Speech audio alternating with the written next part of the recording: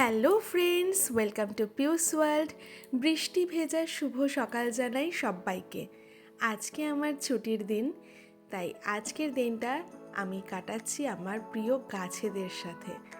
এটা হচ্ছে আমার বাড়ির কুমড়ো গাছ।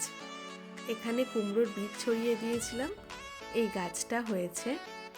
আমি কয়েকটা ডগা আজকে এখান থেকে কেটে নেব, সবাইকে আশেপাশে দিতে হবে। তার জন্য দেখো, আজকে শুধু দিনটা গাছেদের জন্য। যতই বৃষ্টি পড়ুক, বৃষ্টি, গাছ আর আমি আলাদা ভালোবাসা।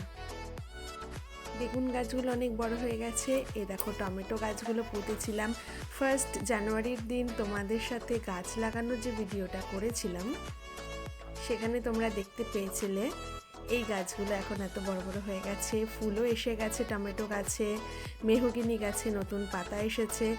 এই সবেদা গাছটা আমি পুঁতেছিলাম, দেখো গাছটা বড় হয়েছে কিছুটা। এখানে কয়েকটা চাল কুমড়োর বীজ ছড়িয়েছিলাম, গাছ উঠেছে। ওগুলো লেবু গাছ, গন্ধরাজ লেবু, কাগজি লেবু গাছ।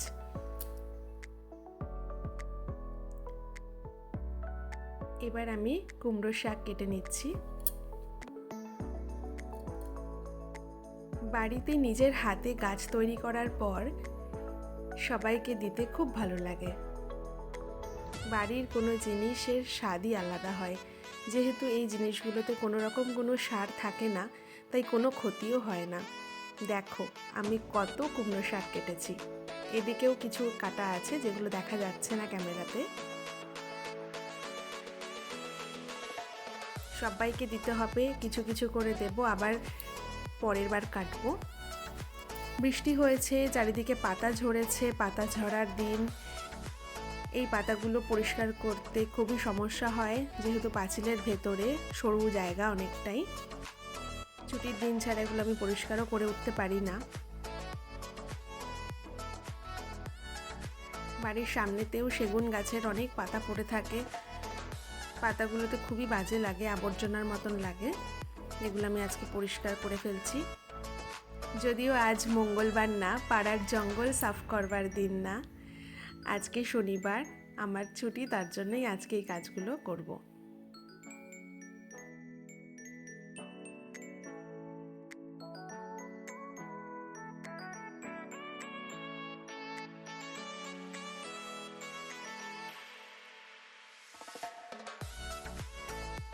বৃষ্টি কিছুক্ষণ বন্ধ ছিল, আবার বৃষ্টি শুরু হয়ে গেছে। মাথায় গামছা বেঁধে নিয়েছি।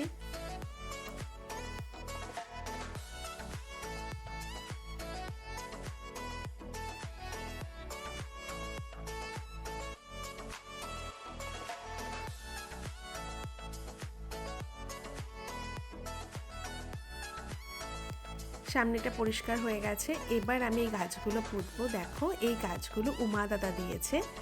2টো আম গাছ আর একটা ব্ল্যাকবেরি গাছ।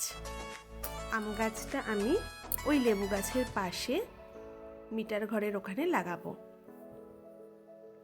উমা দাদা জানে যে আমি গাছ খুব ভালোবাসি, তাই খুব ভালো জাতের আম গাছ কোথা থেকে পেয়েছে দাদা আমি জানি না, আমাকে 2টো আম গাছ আর একটা ব্ল্যাকবেরি গাছ দিয়েছে।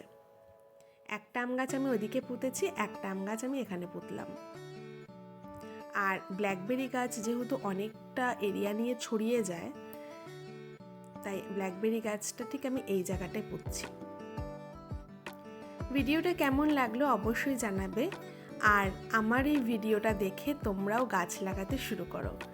Thanks for watching.